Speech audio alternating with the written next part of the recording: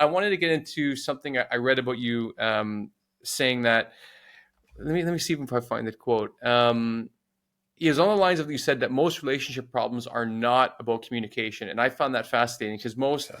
things I've read on couples communications, relationships, etc., always say that good communication or open communication is the most important part of a healthy relationship. Hmm. So can you walk me through why you think most relationship problems are not about Yeah, communication? yeah. And of course, that was my rather snarky title to that second book. It's not about communication, why everything you know about couples therapy is wrong, you know? Okay. And so, I want to explain both parts of that. Yeah, the reason I say it's not about communication, what you pointed out is absolutely true. That in couples that are functioning well, and this is John Gottman's research, which is, incredibly valuable.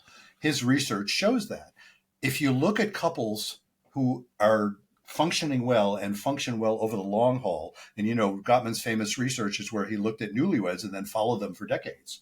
And so he Yeah. went back and looked at the newlywed conversations, often a conversation about, talk about something you disagree about.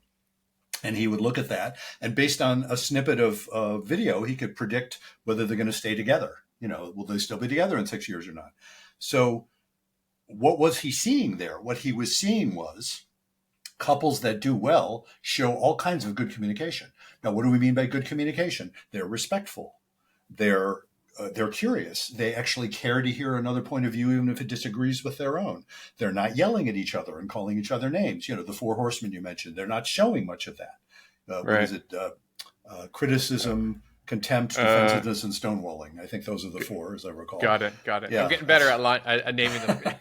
yeah. I think he came up. One of his books, he came up with the fifth too, but I don't remember. Whatever. The Yeah. point being, but of course that doesn't fit with the four horsemen image.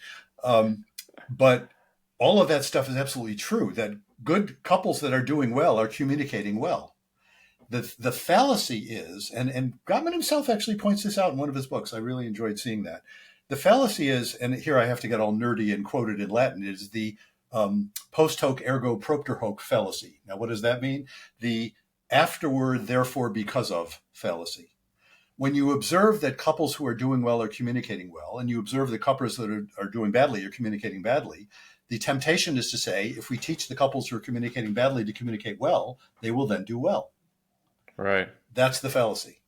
And my little analogy I think I used in the book is if you look at how, Rafa plays tennis, and Oh, I'm listening. Bring it on. Big tennis fan yeah, over you're here. in Barcelona at the moment, aren't you? That's right. Yeah, yeah. I try to Especially play a few Rafa. times a week. I've Oh, become a gigantic tennis fan. oh, Yeah. excellent. Well, then you know better than I do. But you know how some of the great players like Rafa, they grunt loudly when they hit the ball, Right. and most of them do it. So I guess if I want to play like Rafa, all I have to do is learn how to grunt, and then I'm going to play like Rafa. Well, no, it turns out, go figure, turns out that's not true. And the funny thing is, the reason I like that analogy is there are probably aspects of his grunting that are very correlated with aspects of why he's so great. But they're not the same. Teaching grunting will not get you anywhere. You have to actually be Interesting. behaving like a great tennis player, and then you might find you're grunting. Or maybe not. Right. Who knows? But it's not the grunting. It's not it's not good communication that makes a good couple. It's a good couple that communicates well. That the stuff that teaching a couple to imitate couples who are doing well won't necessarily make them do well, because, and this is what I point out in the book, the reason I say it's not about communication, which, look, I recognize it's silly. Couples come to me and they're saying we need to communicate better. I'm not disagreeing with that. I'm not saying, oh, you're wrong. I'm Right. saying we could work on your communication skills. We could teach you, nonviolent communication. There's a whole thing about that. Lovely stuff, by the way. We could teach you active listening. We could teach you I statements, all that stuff that people talk about when they teach communication skills. Right. And none of that will help you, because unless, in a very limited circumstance, I'll get into just briefly in a second, unless you're in a very limited set of people, you are actually communicating very effectively. The problem isn't that you lack communication skill. The problem is what you are communicating. You are effectively communicating anger, contempt, like the four horsemen.